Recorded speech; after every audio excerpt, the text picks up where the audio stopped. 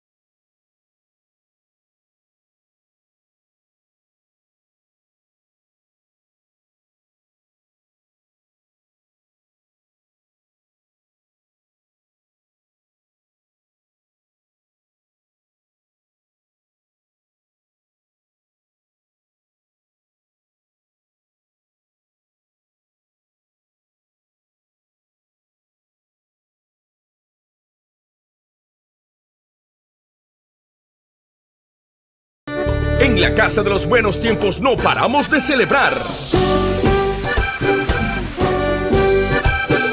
La Casa de los Buenos Tiempos, donde el vallenato nunca deja de sonar.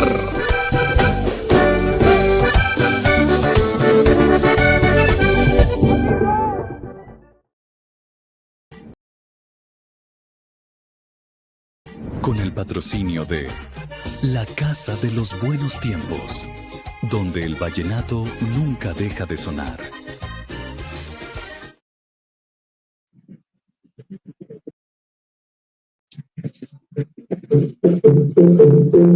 Con el patrocinio de La Casa de los Buenos Tiempos, donde el vallenato nunca deja de sonar.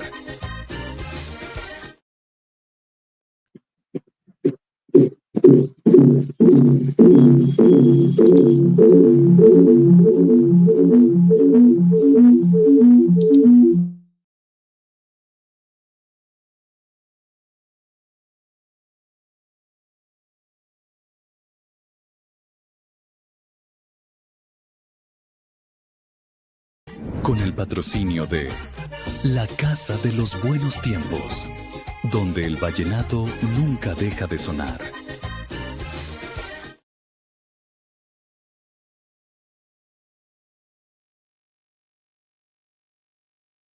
Hola a todos, ¿cómo están? ¿Cómo se encuentran? Saludos, soy Pedro David Tobías y con el apoyo de la Casa de los Buenos Tiempos, los saludo desde Santa Marta, donde nos encontramos hoy compartiendo con todos ustedes este lanzamiento del libro ¿En qué momento se jodió? Y algunos se preguntarán, ¿qué se jodió?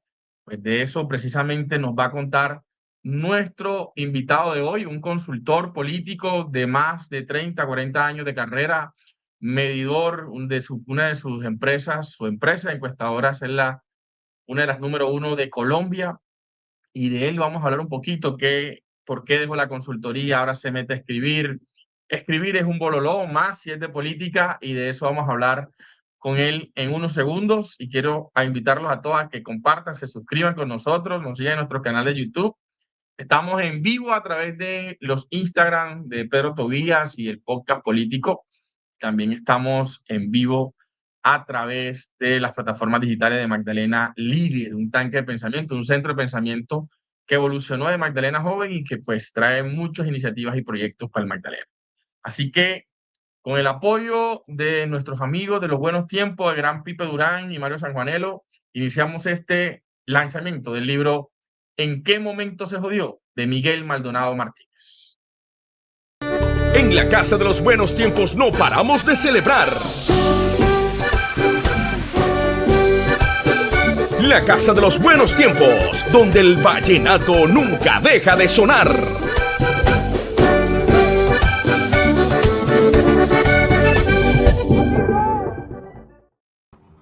Y tengo a mi amigo Miguel Maldonado desde Miami, porque el hombre se está, digamos, prácticamente acostumbrando al exilio por opinar y hablar de política. Miguel, bienvenido a este lanzamiento, al lanzamiento de tu libro. ¿Cómo estás? Bueno, saludos Pedro a ti y a toda tu vasta audiencia en el Caribe, en Colombia y en el mundo. De verdad que es un gusto utilizar estos medios para dar a conocer un proyecto que teníamos hace mucho tiempo de escribir la historia política de nuestra región. Precisamente de eso, Miguel, antes de pasar a hablar un poco del libro, que algunos ya se lo tuvieron que haber leído y los que no lo han comprado, quiero decirles que en Santa Marta están disponibles en físico. Para quienes estén interesados en adquirirlo, nos pueden escribir a nuestras redes sociales, a mi persona y a nuestra plataforma del Centro de Pensamiento Magdalena Líder, a MJ Opina, que es nuestro portal de opinión también, si lo quieren adquirir. Próximamente le diremos en qué librería estará disponible. Pero antes de hablar del libro, Miguel, hablemos de Miguel. ¿Quién es Miguel Maldonado Martínez? Bueno, primero aclarar que seguimos vigentes en la consultoría, como empresa encuestadora y empresa consultora. Vamos a estar presentes en todos los procesos electorales que vienen en Colombia. Bueno, Miguel Maldonado Martínez es un vallenato universal, hijo de una sanjuanera y de un cienaguero. Yo soy producto del Magdalena Grande. Nací en Valledupar, de madre guajira, de padre cienaguero, y me he dedicado durante más de 30 años a la consultoría, a la comunicación y al marketing político, a asesorar campañas. Entonces, conocemos cada uno de los 70 municipios que conforman el Magdalena Grande. Magdalena Grande eran 3 departamentos que tiene hoy en día 35 diputados, 70 alcaldes y más de 751 concejales. Y queremos llegar a todos esos rincones del Caribe, de Magdalena Grande, de Colombia, de Latinoamérica, a contarles algo de que siempre noté en mi carrera como estratega, la ausencia de información sobre las regiones. Es terrible. Yo le decía a muchos amigos, usted pregúntele a cualquiera de esas cifras que yo he hablado ahorita, pregúntele a los 70 alcaldes a ver si conocen la historia política de su región, de su municipio. Pregúntele a los 3 gobernadores si conocen la historia política de su departamento. Y qué decir de los 751 concejales si realmente conocen la historia política de su municipio, de sus corregimientos. No la conocen, porque no está escrita en ninguna parte. Para llenar ese vacío aparece este proyecto. ¿En qué momento se jodió? Narra la historia política a través de 94 años. En estas casi 400 páginas hay 94 años de historia política de la región. Precisamente, si me escuchas bien, Miguel, confírmame. Sí, te escucho.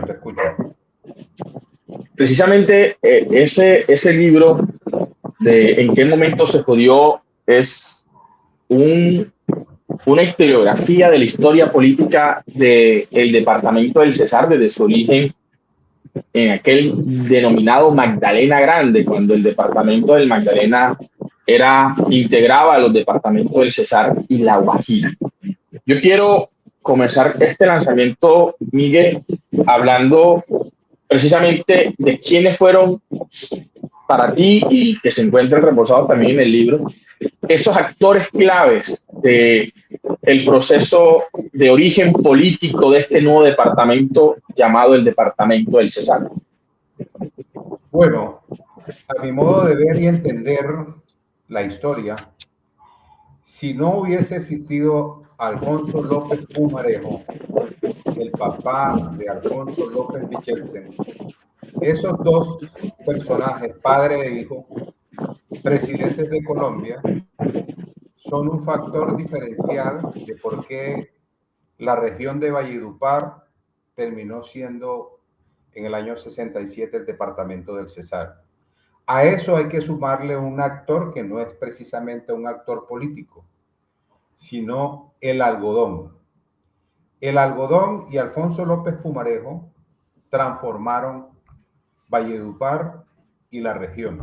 En el año 1930, que es donde comienza la narración del libro, Valledupar tenía escasamente entre 3.000 y 5.000 habitantes. Era un pueblito olvidado en las entrañas de la Sierra Nevada, que no tenía vías de comunicación, no había ningún servicio público. O sea, éramos un pueblo olvidado y sin esperanza. Gracias a que a Alfonso, al presidente López Pumarejo, se le despierta esa intención de agraciar la tierra de su mamá y llega a Valledupar en unas condiciones terribles. En esa época no había ni un sanitario en Valledupar. Y Alfonso López Pumarejo da los trazos para que Valledupar comience un proceso de transformación, y ahí sí aparece un personaje que dominó durante casi 50 años la historia política del Magdalena Grande. Pero para allá vamos ahora. Casualmente se titula, es tu segundo capítulo de este libro, creo que es el nombre que vas a decir, pero quiero que nos compartas una anécdota que me contabas en extramicrófonos sobre qué le pasó a ese político cuando estuvo en el Cesar y preguntó por un baño. No, no se conocían los sanitarios, no había sanitarios. Inclusive se lanza una expresión que quedó para la historia, donde López Pumarejo dice que por acá no ha pasado la República. Y pregunta, ¿qué pasa con las vías? ¿Qué pasa con la vía? Bueno, hay que hacer una afirmación. En esa época, yo le decía, Valledupar era un pueblo muy pequeño, eran mucho más importantes Riohacha, Ciénaga, Plato, El Banco, inclusive Fonseca en La Guajira, eran poblaciones mucho más importantes que el mismo Valledupar. Pero ahí se da un hecho histórico, que ante la ausencia de la llegada de la carretera, López Pumarejo como presidente ordena que trasladen la zona de carretera, que era el Ministerio de Obras Públicas, que había en Riohacha, lo trasladaron para Valledupar y lo trasladaron muy rápido. Entonces, conociendo qué pasa hoy en La Guajira y qué pasa en el Cesar, creo que ese hecho marcó un poco lo que más adelante se convertiría el departamento del Cesar como un departamento piloto, un departamento de mucho desarrollo. Pero es un hecho que marcó el mismo López Pumarejo. Es decir, la llegada de el Ministerio de Obras, que tenía sede en Riohacha, al Cesar, a Valledupar puntualmente, aceleró, detonó desarrollo, generó empleo y por supuesto centralizó en el Cesar esta importante entidad, ¿no? Claro que sí, porque es que Valledupar no tenía mercado público, no tenía matadero, no tenía absolutamente nada. Con la llegada del Ministerio de Obras se comenzó, y hay que hacer la salvedad, que López Pumarejo a nivel nacional y un político que es Pedro Castro Monsalvo. Pedro Castro Monsalvo logró convertir un vallenato, ingeniero agrónomo, logró convertirse en el líder natural del Magdalena Grande. Dominó durante 50 años, hizo una carrera que cualquier político de hoy envidiaría. Fue concejal, diputado del Magdalena, representante a la Cámara, senador, director del Partido Liberal a nivel nacional, fue gobernador en 2 ocasiones del departamento del Magdalena, fue 2 veces ministro y estuvo postulado también como en otro ministerio, pero prefirió en ese momento lanzarse al Senado. Un vallenato dominó durante 50 años la historia política del Magdalena Grande. Y más adelante... Precisamente sobre él habla el segundo capítulo de este libro, que es décadas de 1930 a 1960, la herencia del Magdalena, hegemonía de Pedro Castro Monsalvo. Pregunta, ¿por qué Pedro Castro se fue para el Cesar y no se quedó aquí en el Magdalena? No, Pedro Castro nace en Valledupar y muy joven comenzó su carrera pública. Fue gerente de Caja Agraria, fue visitador de Caja Agraria primero, gerente de Caja Agraria, eso le permitió conocer la región. Y él se instala con su familia en Santa Marta, inicia un proceso de posicionamiento político que le permite dominar la política de la región. Llegó un momento, hablan los conocedores del entorno familiar, que Pedro Castro Monsalvo diseñaba las listas de cada consejo municipal y no se nombraba un policía, un profesor, hasta los curas tenían que pedirle el visto bueno a Pedro Castro para designar la curia, un cura en cualquiera de los pueblos nuestros del Magdalena Grande. Fue una hegemonía política impresionante. Casualmente esa hegemonía política fue tanta que cuando cae Pedro Castro Monsalvo, hay celebración en Valledupar, al punto que originó una canción que el maestro Iván Villazón en su más reciente álbum, en homenaje a los jubilares volumen 4, le dedica precisamente a ese momento histórico de la política del Cesar. Sí, hay que decir que Pedro Castro tuvo mucho vínculo con la música porque él estudia en Medellín y estudia con Tobías Enrique Pumarejo, su amigo, y hacían sus parrandas y hacían sus... El primer político que utilizó la música como herramienta para llegar a sus electores fue precisamente Pedro Castro Monsalvo.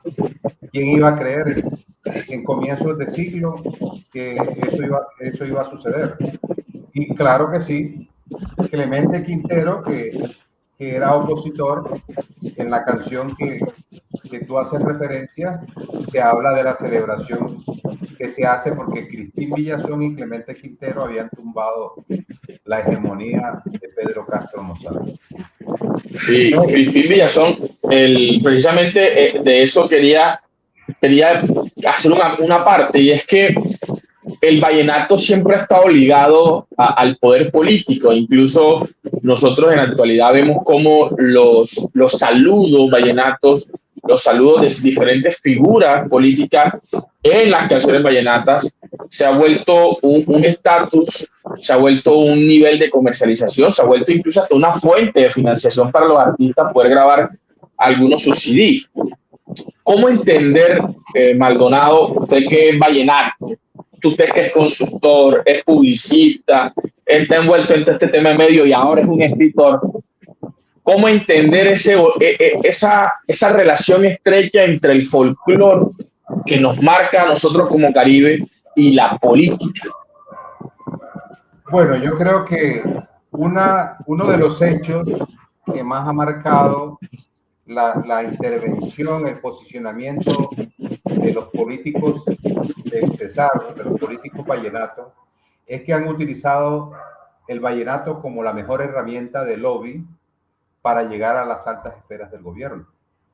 Todo el mundo sabe que en la creación del departamento del Cesar intervinieron una serie de músicos, de artistas, liderados por Rafael Escalona, las relaciones públicas de Consuelo Araujo, Colacho Mendoza, Gustavo Gutiérrez, Adán Montero, Cirino Castilla, una serie de músicos que en el proceso de creación y de lobby del departamento tuvieron que tocar cualquier cantidad de parrandas. Pero esa apropiación del vallenato se dio mucho antes.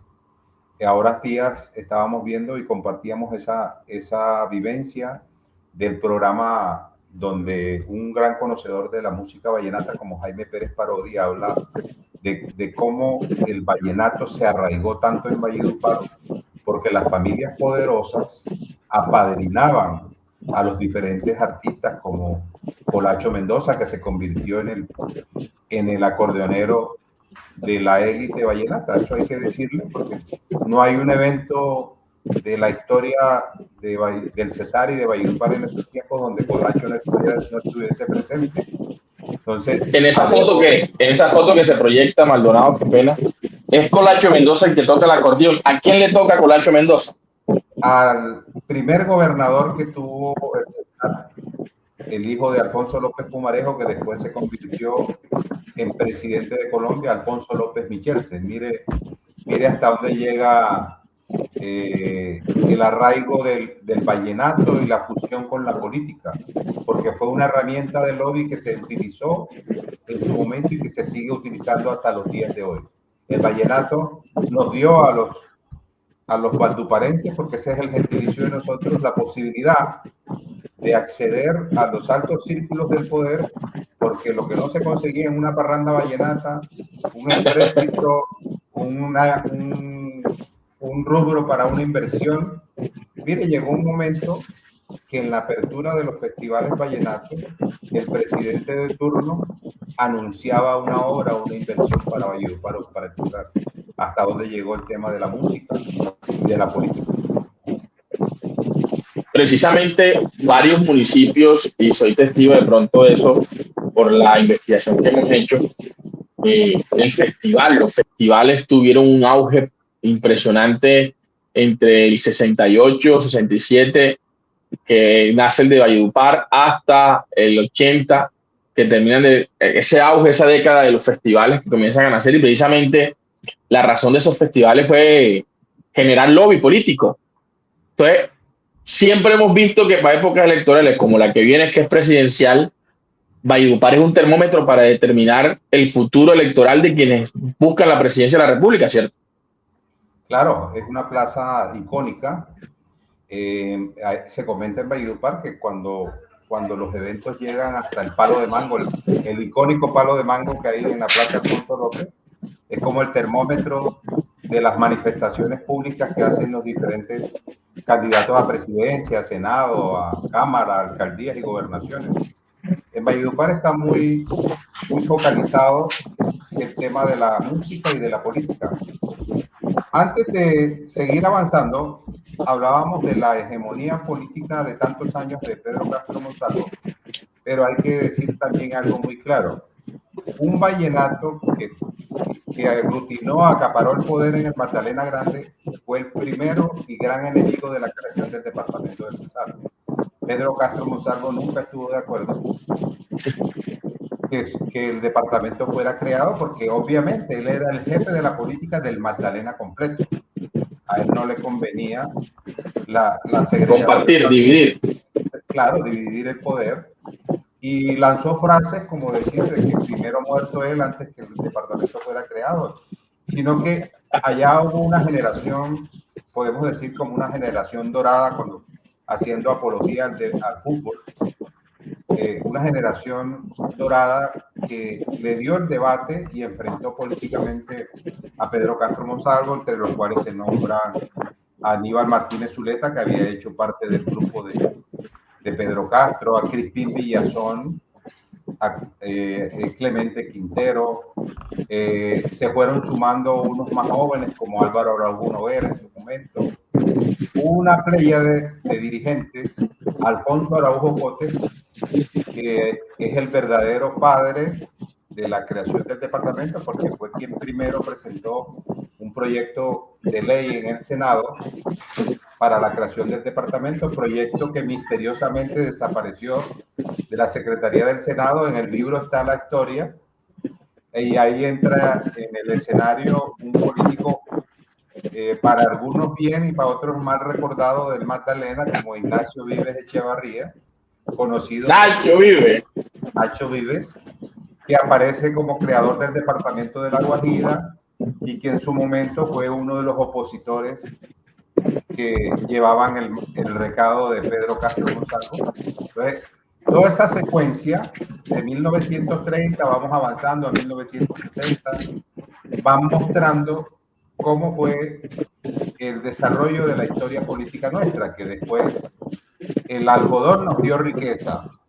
Vaya iba. El tercer capítulo se titula Auge del algodón. Nace el departamento del Cesar. Y la frase, los buenos tiempos.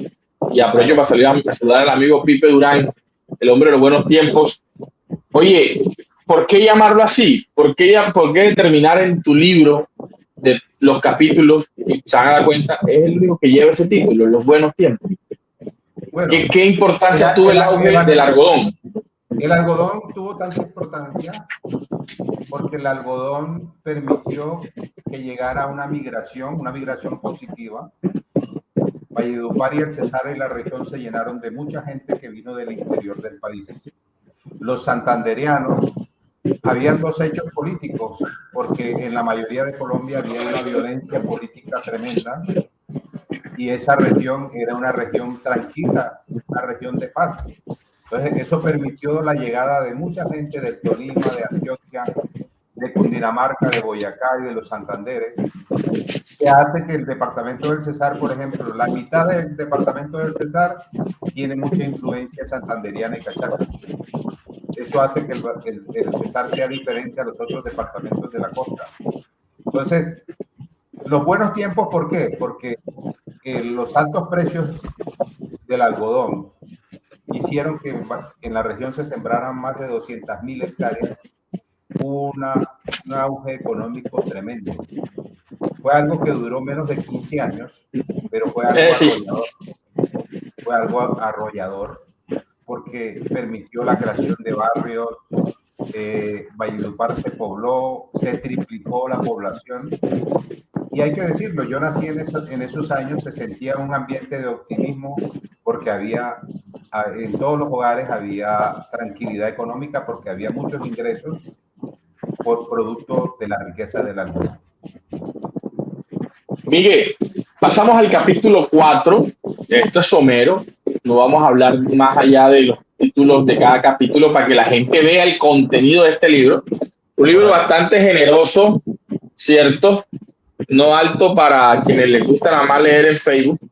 Un libro bastante generoso que, entre otras cosas, no es literatura basura, es historia política del departamento del Cesar desde sus orígenes del Magdalena. Y vale aclarar que esto prácticamente se puede convertir hoy por hoy un referente para las próximas discusiones, para las próximas generaciones al momento de consultar dónde se originaron muchas cosas.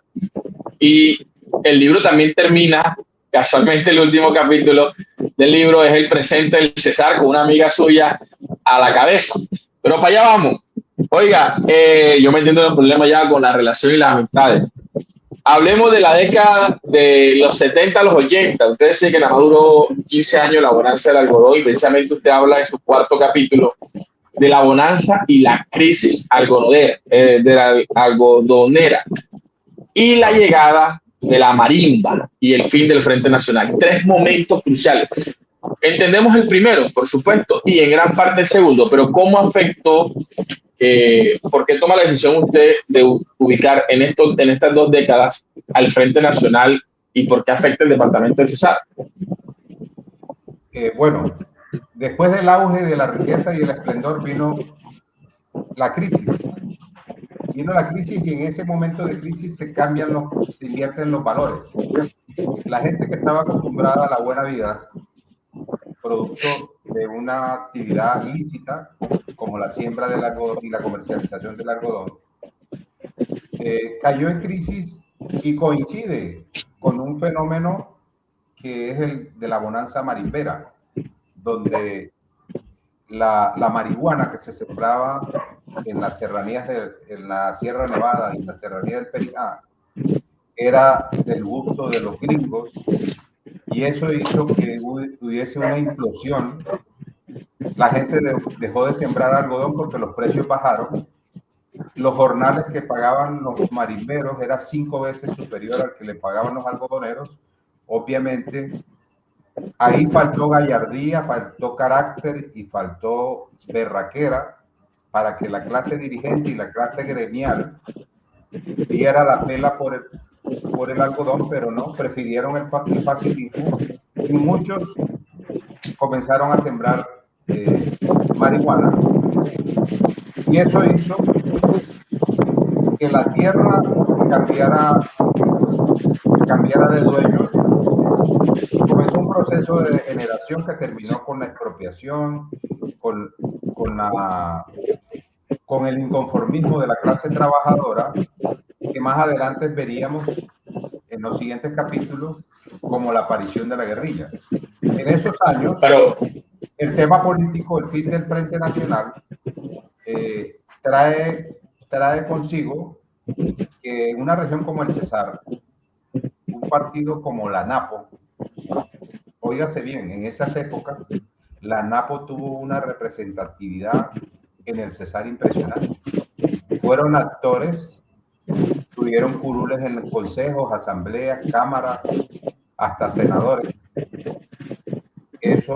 Todo eso se dio previo al fin del Frente Nacional. Entonces, el fin del Frente Nacional coincide con el auge del contrabando y de la marimba, que son 2 cosas heredadas que nos llegaron a nosotros a la región y que tuvieron el punto de inflexión, porque de ahí en adelante el comportamiento de la gente de la región no fue igual.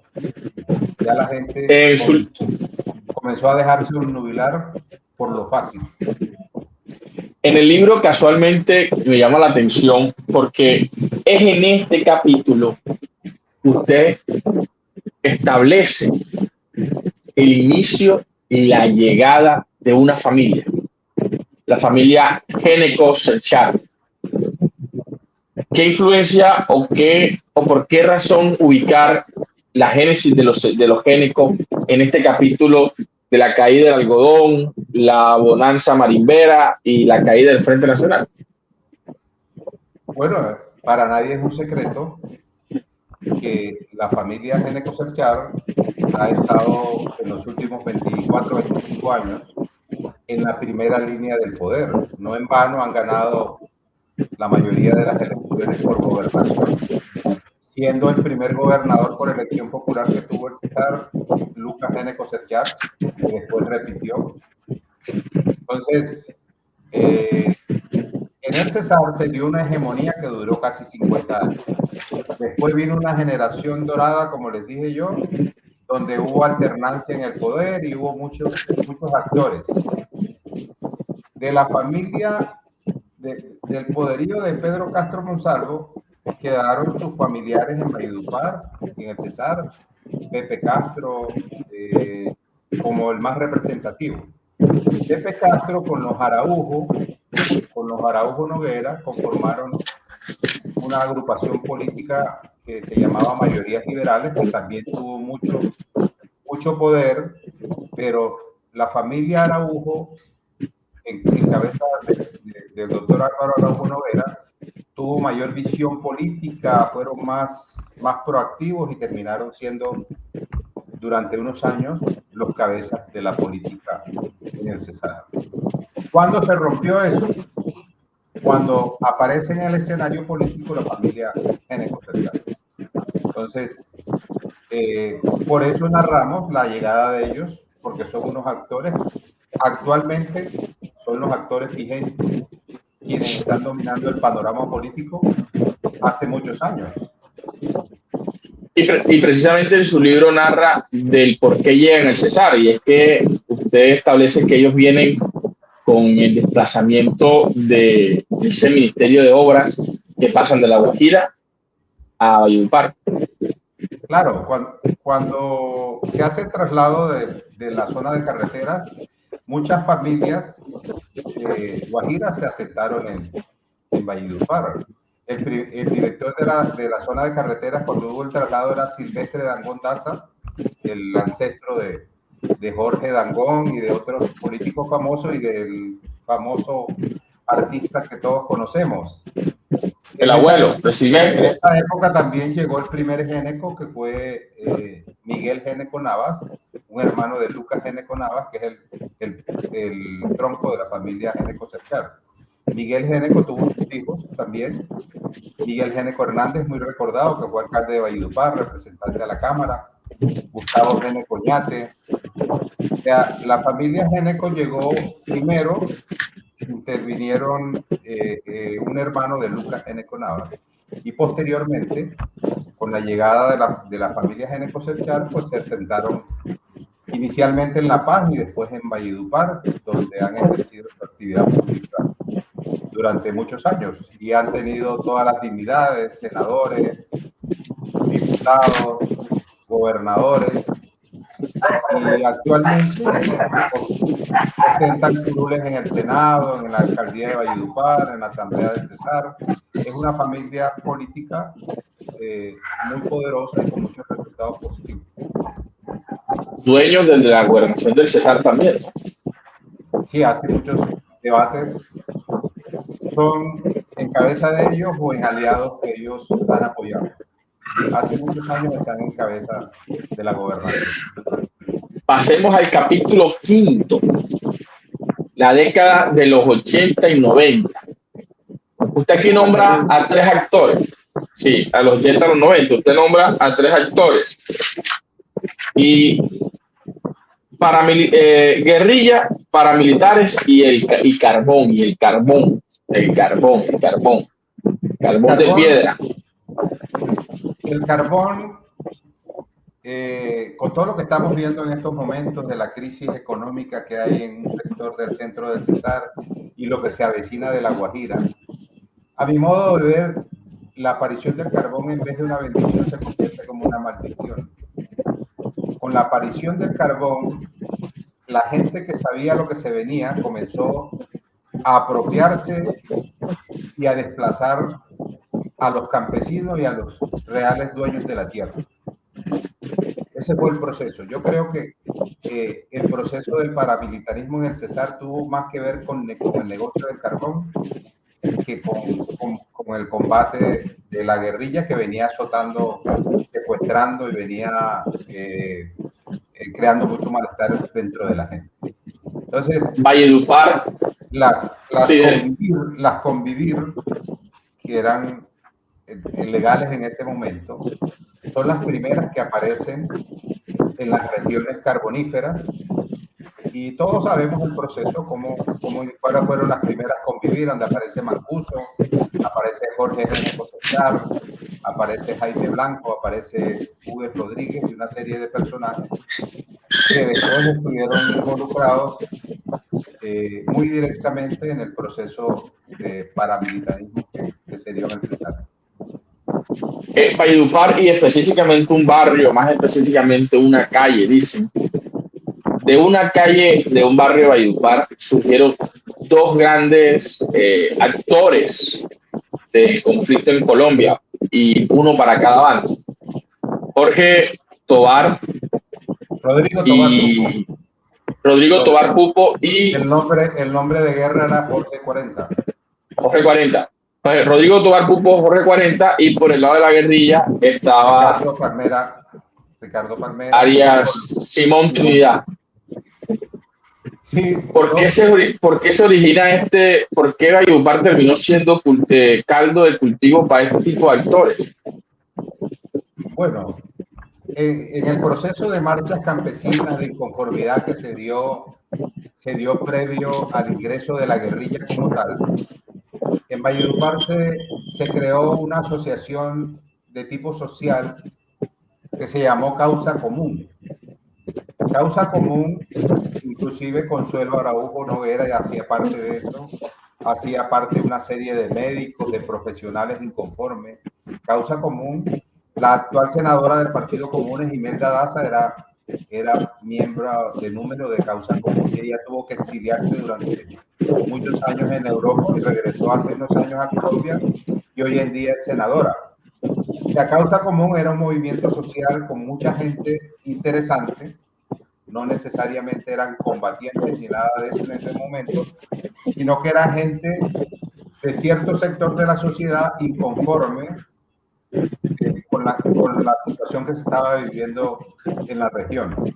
Y es muy famosa una marcha campesina que hubo, que posterior a la finalización de esa marcha es cuando Ricardo Palmera, que después tomaría el nombre de Guerra de Simón Trinidad, decide irse al monte y a la FARC, y después con el tiempo convertirse en el jefe de la guerrilla en la región. Un hijo de la élite, de la clase acomodada de Valledupar, termina en las filas de la guerrilla, y todos sabemos el proceso después de la extradición de Simón Trinidad. Lo mismo sucede con Rodrigo Tobar Pupo, que tiene hoy en día un hijo que es representante de la Cámara por las Víctimas, y Rodrigo Tobar Pupo, que fue llevado a Estados Unidos por la justicia, regresó hace unos años, y bueno, sus procesos en Justicia y Paz y en la JEP no han llegado a feliz término, porque realmente no ha dicho lo que sí han dicho otros actores como Mancuso, que está en este momentico como gestor de paz, pero dijo ante la JEP y ha seguido participando en esos procesos. Esa dicotomía se dio en Valledupar, donde dos bandos opuestos se enfrentaron con dos hijos paridos de familias reconocidas de la región. De la misma cuadra, prácticamente. Sí, Valledupar anteriormente era un pueblo no muy grande, y en las calles del centro, esa precisamente creo que es la calle 15, vivían las dos familias en un momento dado.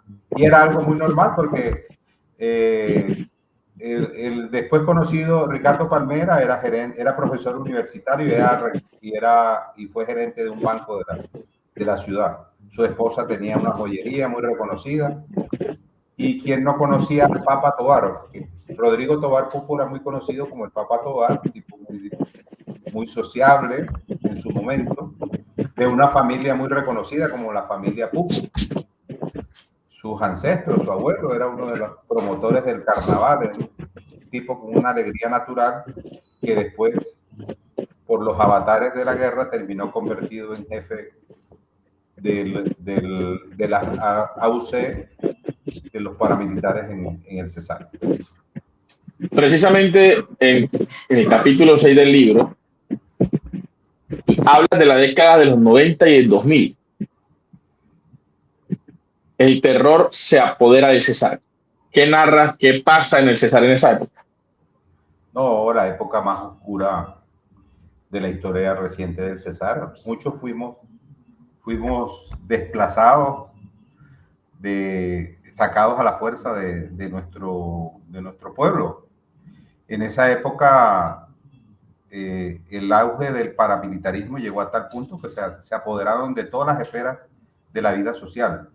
O sea, no había un renglón de la economía, desde los vendedores de tinto hasta los más encopetados hacendados estaban involucrados, estaban siendo objeto de vacunas, de cuotas. Las autoridades cerca de Valledupar había un sitio que el Mamón, en la vía La Mesa para la Sierra Nevada, ahí operaba Jorge 40 y alias 39, que era prácticamente el jefe de Valledupar.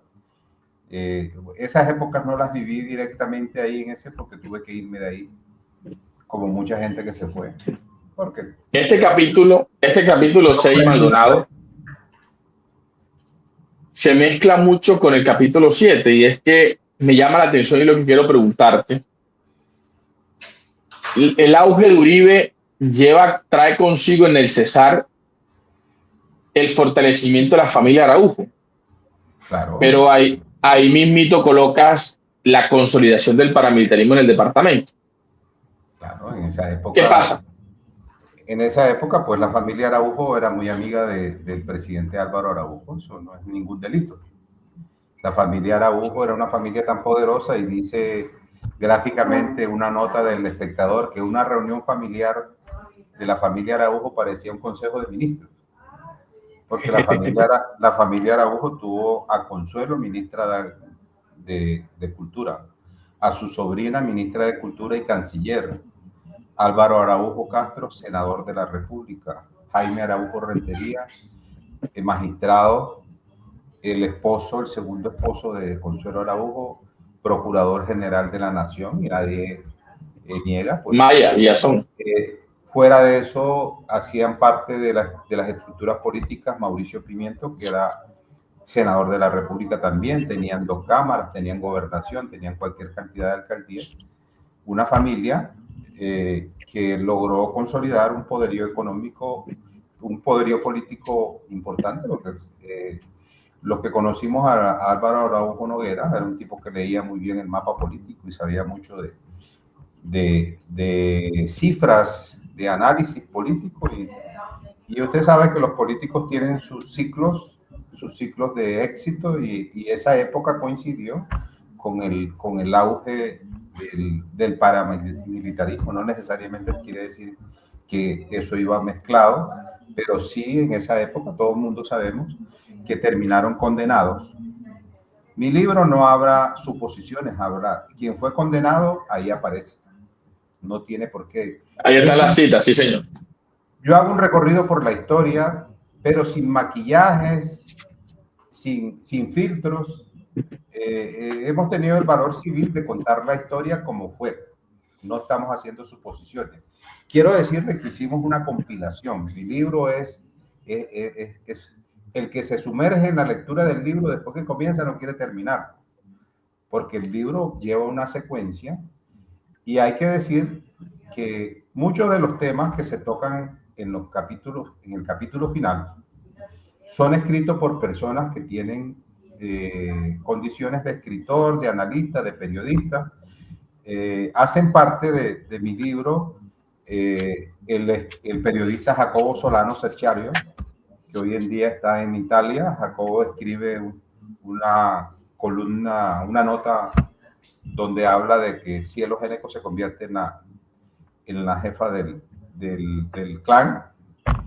Joir Ackerman escribe, un gran periodista del interior del país, radicado en el exterior precisamente por sus opiniones hoy en día, pero él escribe una nota que fue publicada en la revista Cambio, que se llama Ginecología del Delito. Sí, muy buena. Invité a unos actores locales como José Luis Bustos, el sociólogo José Luis Bustos, un encuestador reconocido, estratega. Él escribió unas notas que a mí me llamaron la atención y le pedí su consentimiento para publicarlas. Ahí están en el último capítulo, son notas. Carlos Andrés Áñez también escribe una nota. Y quiero decirle que, bueno, yo me declaro admirador de Consuelo Araújo y había buscado tanta información y yo había escrito muchas cosas sobre Consuelo Araújo hasta que encontré una nota escrita por su hijo, Andrés Molina Araújo, que es el director de la emisora más prestigiosa y más famosa del Cesar, que es Radio Guatapurí. Y después de haber leído esa nota, pues creí que era una falacia ponerse uno a escribir algo que escribió el hijo con el corazón y que me pareció que describía la visión que yo tuve de Consuelo Araújo. Y es así como lo publiqué completo, fue publicada en la página web de la emisora. Entonces, mi libro es una compilación. Compilación es coger la historia, narrarla cronológicamente, tomar de cada quien el mejor aporte que cada quien puede hacer. Y ahí está, es un libro didáctico. Antes de eso, yo le aseguro, así como dije al comienzo, que usted le pregunta la historia política a cualquiera después que se lea el libro y te da una cátedra. Porque por décadas está quiénes fueron los gobernantes, quiénes fueron los congresistas. Hay gente que no sabía que en Valledupar hay un personaje, Mingo Uía. Y Mingo Uía, usted lo ve tomando tinto y habla duro y creen que el tipo habla paja y resulta que el papá de él fue representante de la Cámara y fue senador por la Napo, sino que eran otras épocas donde las campañas se hacían con papeletas y no había la influencia todavía del dinero mal habido como hay hoy en día. De las estructuras. Te quiero preguntar qué pasa para pasar al último capítulo, el capítulo 8. Este libro trae 8 capítulos que se lo dedicas literalmente a la realidad política actual del departamento del Cesar. Pero, ¿qué pasó con la familia Araújo? ¿Por qué la familia Araújo, teniendo tanto poder, teniendo tantas figuras representativas en la sola familia?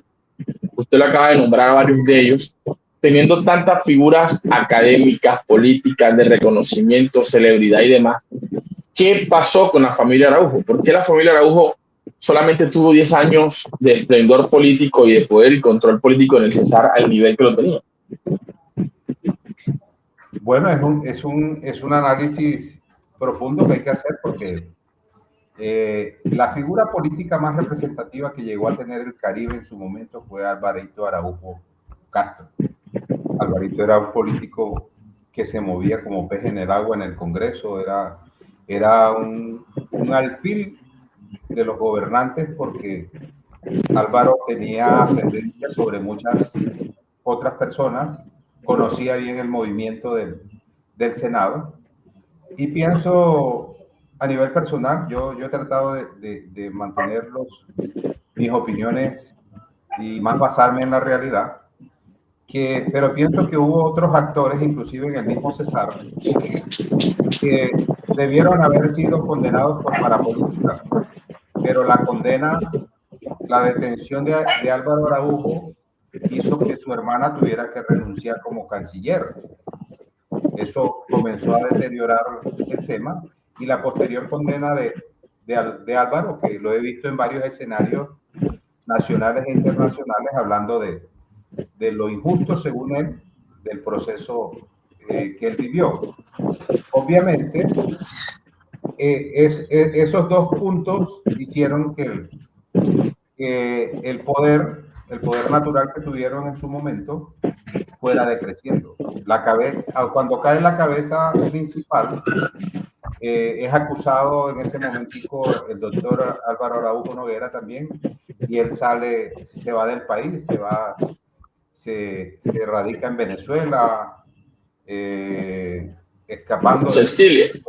sí, del proceso judicial aquí en Colombia, y obviamente no creo que haya familia política o no política que soporte todos esos golpes que fueron recibiendo uno a uno. Es decir, se puede entender que cayó digamos, el fin de la familia Araujo fue el golpe de la parapolítica, ¿no? El haber caído por la parapolítica. Bueno, yo pienso algo muy claro, que creo que las familias políticas y los políticos nunca se acaban. Son fenómenos cíclicos. Ahí unas veces están abajo, otras veces están arriba. En el libro mío está publicada una nota que publicó en el libro Parapolítica de León Valencia, escrita por el hoy en día ministro de Trabajo, Antonio Sanguino. Ahí habla él del reciclaje de la parapolítica en el Cesar.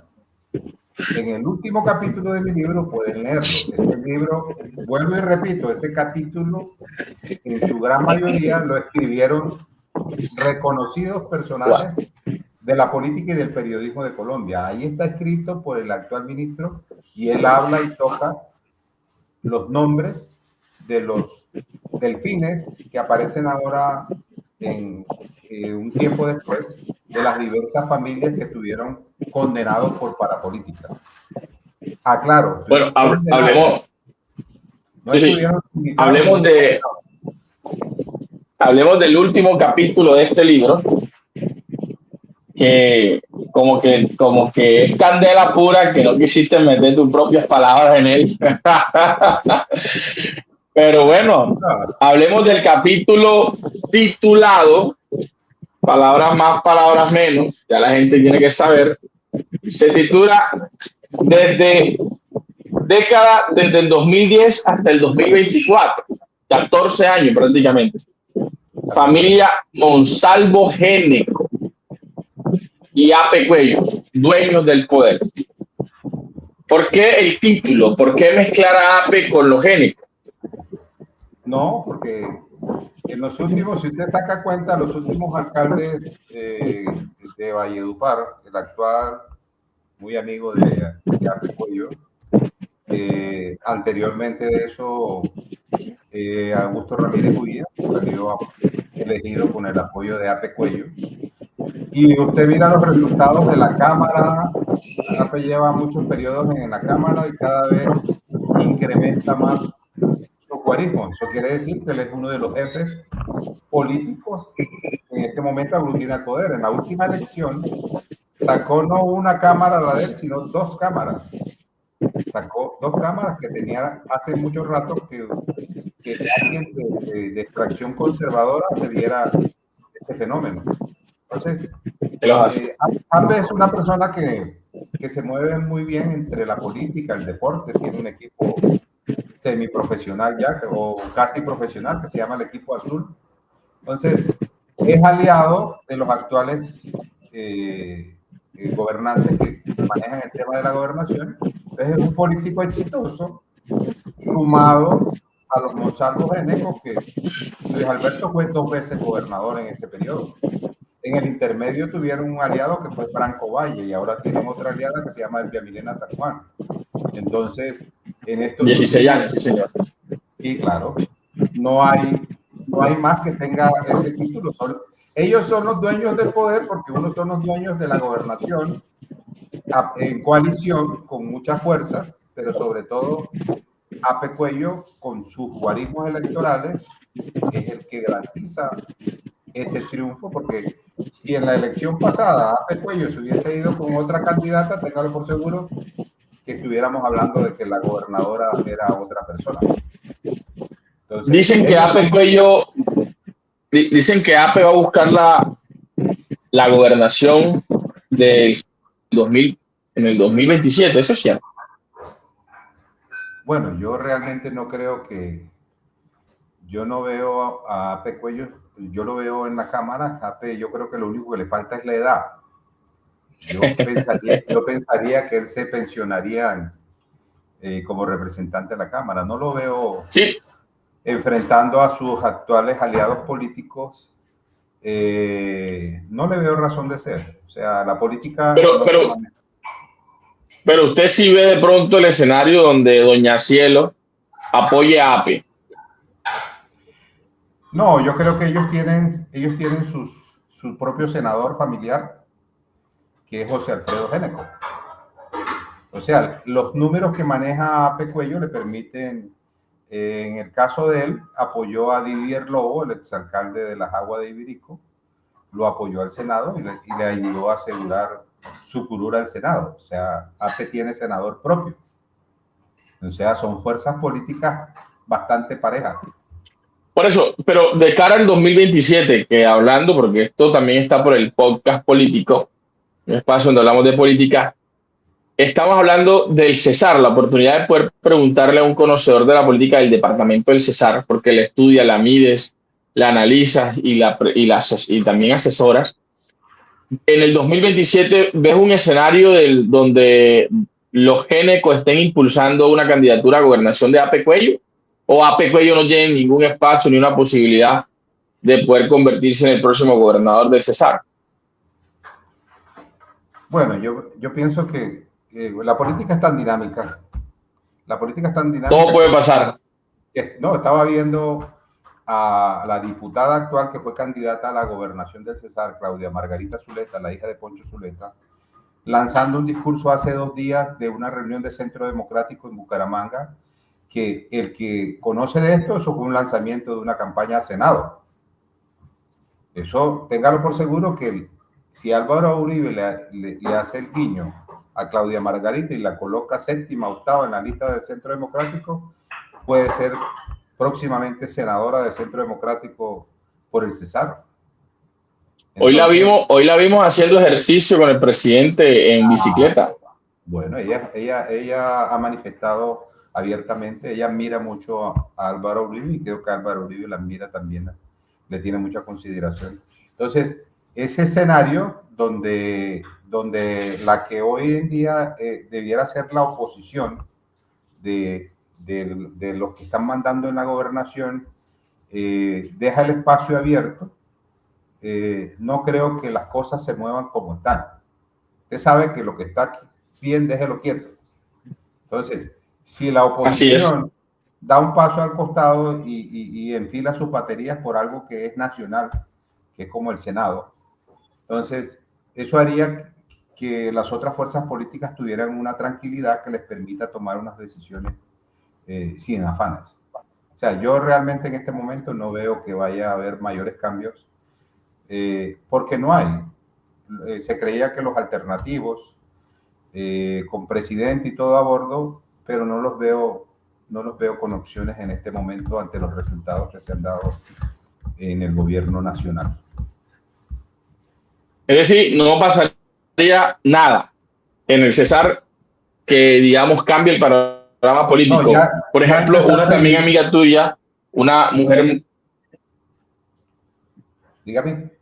¿Ya Cesar qué?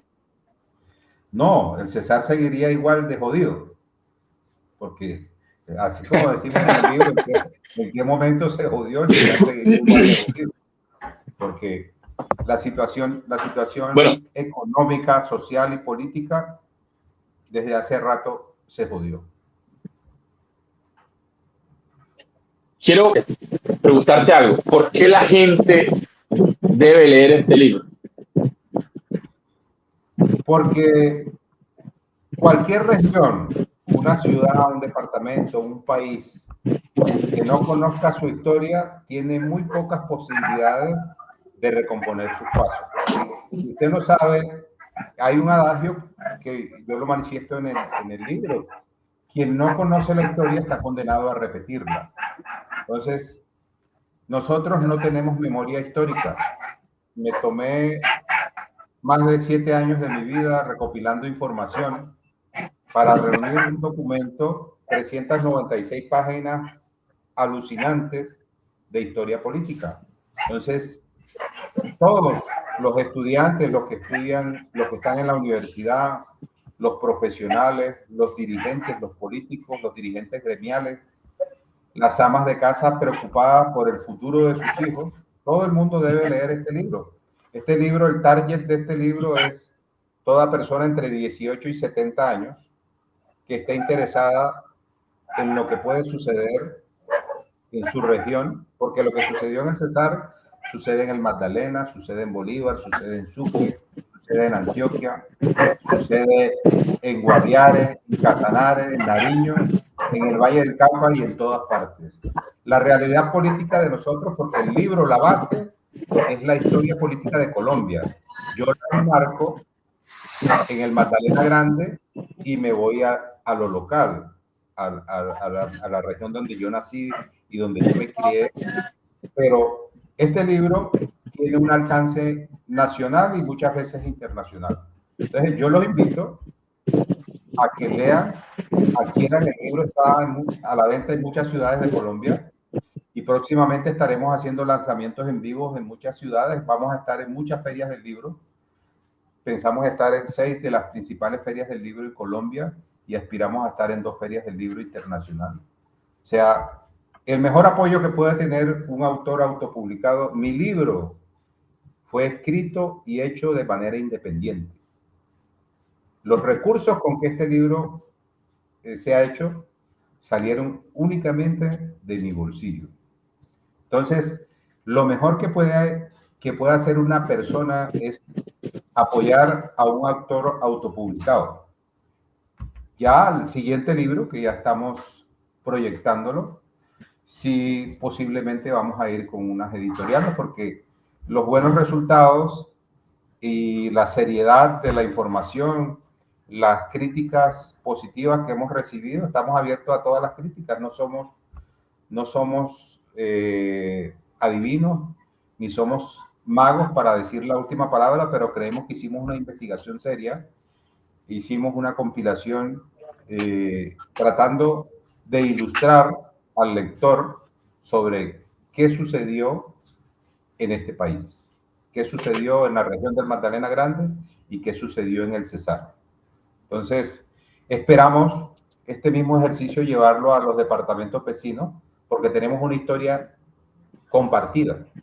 Los actores políticos, los factores que incidieron en el Cesar son muy parecidos a los que suceden en el Magdalena. Carbón y banano, y muy parecido a los que suceden en La Guajira. Entonces son historias compartidas, tienen raíces.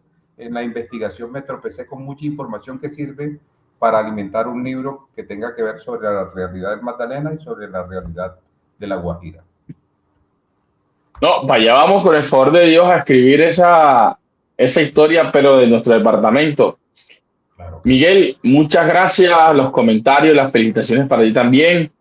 Esperamos poder prontamente, de la mano de nuestro centro de pensamiento Magdalena Líder, poder organizar en Santa Marta un encuentro contigo, una tertulia alrededor de un buen café, unos buenos libros y por supuesto hablar de lo que más nos gusta, de la política en el Magdalena, la política en el Cesar y en el Magdalena Grande, ¿no? Alrededor de tu libro y muy seguramente los próximos que vendrán. Quiero agradecerte este momento, esta hora que estás con nosotros. Sé que estás bastante ocupado, sé que también estás viviendo la etapa que vive todo escritor que se atreve a contar la historia no contada. Claro. Entonces, te saludo desde acá de Colombia, sé que estás en el estado de Florida, en Miami. Agradecerte todo este apoyo, esta disposición que tienes para que tu libro lo conozcan las nuevas generaciones también. Quiero pues darte ya un espacio de despedida, invitar a la gente que quiera adquirir el libro, me pueden escribir en las redes sociales, nos pueden llamar, el libro está disponible en físico en Santa Marta, hay pocas unidades y próximamente estaremos anunciando en qué librerías de la ciudad estará disponible para su compra. Así que, Miguel, gracias por estar con nosotros y nada, el público que se conecta a esta hora de la noche, el lunes 31 de marzo, te escucha. Bueno, de verdad que gracias, Pedro, por la deferencia y tú sabes que siempre hemos ido por el Magdalena, como hemos ido por muchos departamentos, esta vez no va a ser diferente. Vamos a llevar nuestras letras, nuestros libros, vamos a llevarla por todo el país. Estaremos recorriendo las principales ciudades. Hay unas ciudades que todavía el libro no está en venta, pero que próximamente estaremos informando por nuestras redes dónde conseguirlo. Los invito de verdad, soy reiterativo, un buen regalo es un buen libro. Este es un libro que puede estar en todas las bibliotecas familiares de todos los hogares de Colombia, especialmente los del Magdalena Grande. Entonces, somos 4 millones de personas en los 3 departamentos. Somos 4 millones de personas. Somos mucha gente y la gran mayoría no conocen qué pasó en la historia nuestra. Entonces, conozca en qué momento se jodió el libro que te lleva y te muestra la realidad de la historia política. Lo que no dice ningún libro, porque no vas a encontrar ningún libro referente. No lo hay porque no lo han escrito. Así que nos atrevimos a decirlo y queremos que nos apoye comprando nuestro libro. Bueno, Miguel, muchas gracias. ¿Hay algún bono? ¿Cuál es el valor del libro? Van a encontrar también en nuestras redes sociales información para que lo puedan adquirir. Pero ¿qué hace una persona que quiera comprar el libro? Bueno, tenemos un punto de venta nacional. Tenemos una línea nacional. Solamente tienes que escribir a las redes sociales que estamos manejando. En el Magdalena te escriben a ti, a Magdalena Líder, y en cada departamento tenemos operadores para la venta del libro. El libro se pide y se hace llegar a cualquier parte del país. Hay ciudades donde tenemos ya las librerías habilitadas, pero mediante un solo escrito te podemos enviar el libro, como lo estamos enviando a muchas partes del país, departamentos y sitios a nivel internacional, pero estamos mandando digital. Hemos alargado un poco la edición digital porque queremos que la gente tenga el libro físico. En otros países ya dentro de pocos días vamos a tener el servicio por medio de una operadora internacional que es la que se encarga de imprimir los libros y entregarlos físicamente. Amazon es la que tiene el mejor servicio para eso. Claro que sí, porque Amazon no hay que tener libro impreso, sino que ellos imprimen según la demanda. Sino que no hay como tocar el libro y queremos ir a la feria. Sí, total.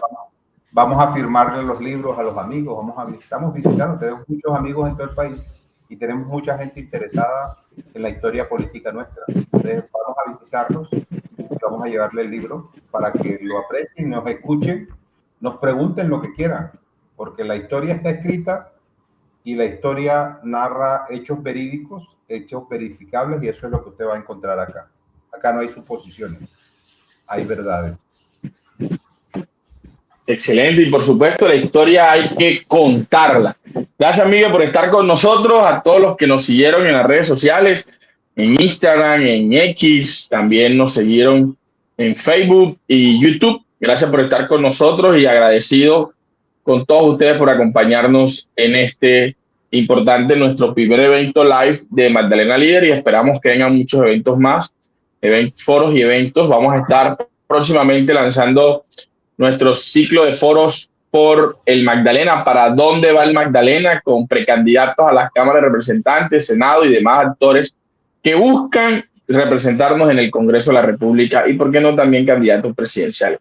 Bien, muchas gracias, y a todos también por conectarse con nosotros, y especialmente a nuestros amigos de Los Buenos Tiempos, el gran Pipe Durán y Mario Sanjuanero, quien apoyan y auspician este evento live. Gracias, Miguel.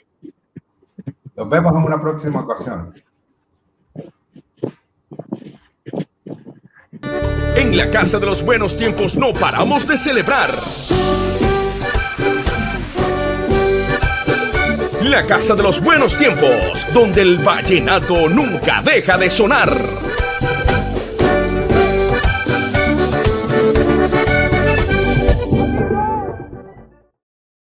Con el patrocinio de La Casa de los Buenos Tiempos, donde el vallenato nunca deja de sonar.